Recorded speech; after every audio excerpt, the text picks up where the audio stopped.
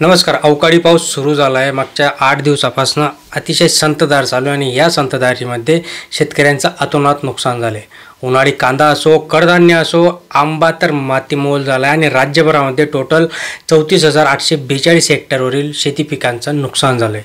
आता राज्यामध्ये मे महिन्यामध्ये झालेल्या वळीव पूर्वमोसमी पावसामुळे सुमारे 34,842 हेक्टरवरील पिकांचं नुकसान झालं आणि सगळ्यात मोठा फटका जो आहे तो अमरावती, जळगाव, नाशिक, जालना, चंद्रपूर, अहिल्यानगर, सोलापूर जिल्ह्यांना बसलेला दिसत आहे. उन्हाळी कांदा, कडधान्य सगळे मातीमोल झाले. सविस्तर कुठं काय किती नुकसान झालं ते जाणण्याचा प्रयत्न करणार आहोत. शेवटपर्यंत बघा, लाईक करा, शेअर करा. राज्यामध्ये मे महिन्याच्या सुरुवातीपासूनच हा जो काही पाऊस सुरू झाला आहे या पावसाचा फटका सर्वाधिक आता अमरावती जिल्ह्याला बसला आहे. अमरावतीमध्ये जवळपास 12,295 हेक्टरवरील शेती पिकांचं नुकसान झालं आहे. अमरावतीमधील अचलपूर, भातकुली, चांदूर बाजार, चिखलदरा, धारणी, अमरावती, वरुड, चांदूर रेल्वे, तिवसा, धामणगाव रेल्वे तालुक्यातील पिकांचं याच्यामध्ये खूप काही मोठ्या नुकसान झाले. त्या कालोखाल जळगावमध्ये 4,538 हेक्टरवरील, बुलढाणा 4,000, नाशिक 3,000, जालना 1,000, सोलापूर 1,000, चंद्रपूर 1,000, अकोला 1,000 म्हणजे जवळपास संपूर्ण राज्यामध्ये ज्याच्यामध्ये खूप काही मोठं नुकसान झाले.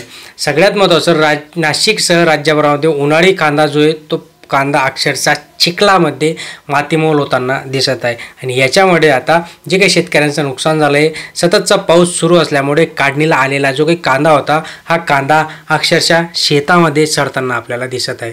आणि हे जे काही कांदा आहे, कांदा तर खराब झाला, जे इतर जे काही आहे ते पण खराब झालं. म्हणजे हवेतील जी काही आर्द्रता होती अचानक वाढल्यामुळे चाळणीतील जो काही कांदा आहे तो कोंब त्याला, म्हणजे बाहेरचा कांदा तर खराब झालाच पण आतला जो काही कांदा होता त्यालाही कोंब आला.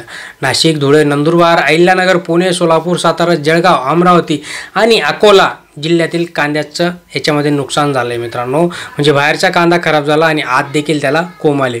आता हे जो काही पाऊस आहे, पावसामुळे जुन्नर परिसरामधील हापूस आणि केशर आंब्याचं देखील मोठ्या प्रमाणामध्ये नुकसान झालं आहे. आंबा समाप्त झाल्यानंतर जून अखेरपर्यंत जुन्नर आणि मराठवाड्यातील केशर आंब्याची बाजारामध्ये आवक सुरू होते.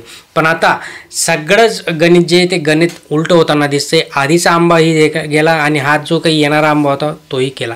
झाडांखाली आंब्याचं खच पडलेला आपल्याला दिसतोय, अक्षरशः मातीमध्ये गाडले गेलेले ते दिसत आहे आपल्याला. या सगळ्यामध्ये शेतकऱ्यांचं एवढं काही मोठं नुकसान होतं आणि या नुकसानीसाठी आता राज्य शासनाने शेतकऱ्यांना मदत करणं गरजेचं आहे आणि तीच अपेक्षा आता शेतकरी धरून आहेत.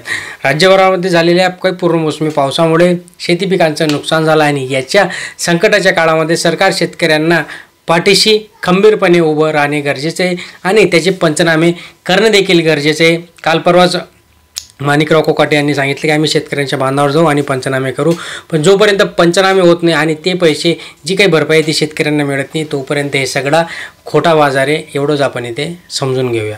धन्यवाद.